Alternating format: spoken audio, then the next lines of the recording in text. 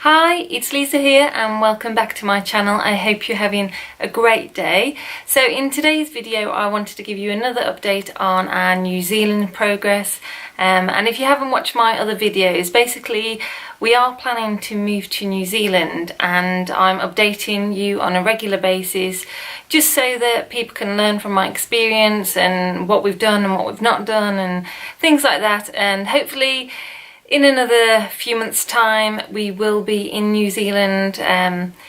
Might be longer than expected, but we'll see how we get on. So today, I have got my phone here just to remind myself. So today is Monday the 30th of April.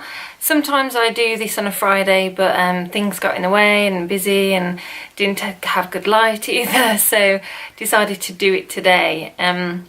So going back on my updates from the previous week and what we've got up to today.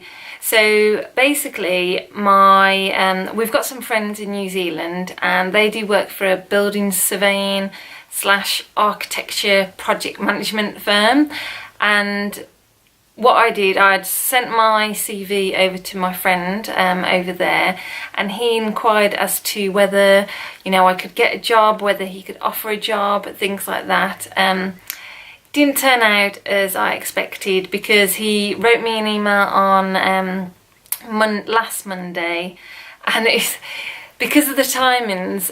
Basically I opened it up on Monday morning and it was there Monday evening, so obviously he'd wrote it. So basically saying that he couldn't offer me a job based on my qualification, so I'm a qualified architectural technologist, because it's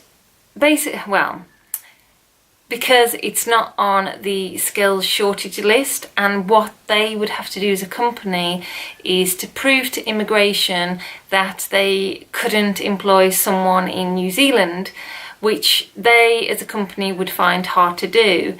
So yeah, a bit disappointed about that, because we were having discussions about them offering me a job like about 2 years ago, and that kind of gave us more of a push to go to New Zealand. But do you know what, I thought, right, we can't rely on someone's company. I already expected that anyway, so really it's given us a push to just start doing anything we can to get over there.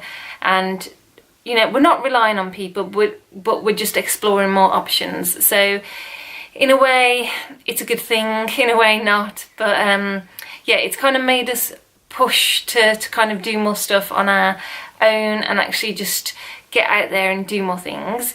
So that comes to my second disappointment of the week, but again, seeing it more of a challenge to overcome. So one of the recruitment agencies in New Zealand is called Hayes, and that's for more construction related people, and I've seen quite a few jobs on their website. So there's probably maybe 10 to 15 jobs on their website. So there's a few jobs on there that I could apply for, and some are more relevant to other ones, obviously depending on experience and things like that. Anyway, I emailed these people, so I've got the names of like the recruitment specialists on there, and I applied for one job just to see what would happen, and this is the response I got. Okay, so it says, "Thanks for your application, but we would not be able to assist until you have a guaranteed flight date and a working visa for New Zealand. Once you have obtained that, we can possibly look at having a Skype interview with you and how we may be able to look at the job opportunities here." Now, this is a catch-22 situation because I can't get a work visa unless I have a job offer. But this lady is saying that I can't really apply for jobs until I get a work visa. So you can see my confusion and disappointment, and I was like, well, what am I going to do? So basically I replied to her, and I did say, look, I'm in a bit of a catch-22 situation because you can't apply for a work visa without a job offer. However, you're saying I need a visa before applying for jobs. And bless her, she did get back to me on Sunday night, no, Monday morning, this morning. Sorry, time's just flying by today. So yeah, she basically said that, you know, she's put me in contact with someone else, which is great because the more contacts you have, the better it'll be. But she also said if you're under 35, you can apply for a working visa and apply for jobs that way. However, that's not right because we're in the UK, to get a working visa, you need to be between ages 18 and 30. I'm 35, so I'm not in that category, so that doesn't help. And then it says it might be better to go directly to companies, inquire about their available opportunities and see how it goes from there. So see if they can sponsor you. So it's a bit difficult at the moment with what's going on. She's given me some good advice and obviously a contact, as I said. So the next step for me is probably to forget about recruitment agencies, or maybe try a couple others just to see if they have the same answer. And probably just to, well, the other thing I have done, I have been quite proactive this week. I've downloaded the accredited employers off the New Zealand website, so you can just go to the immigration website for that. And I did it into sectors, so I did it into construction, and it came up with about 123 employers that are accredited.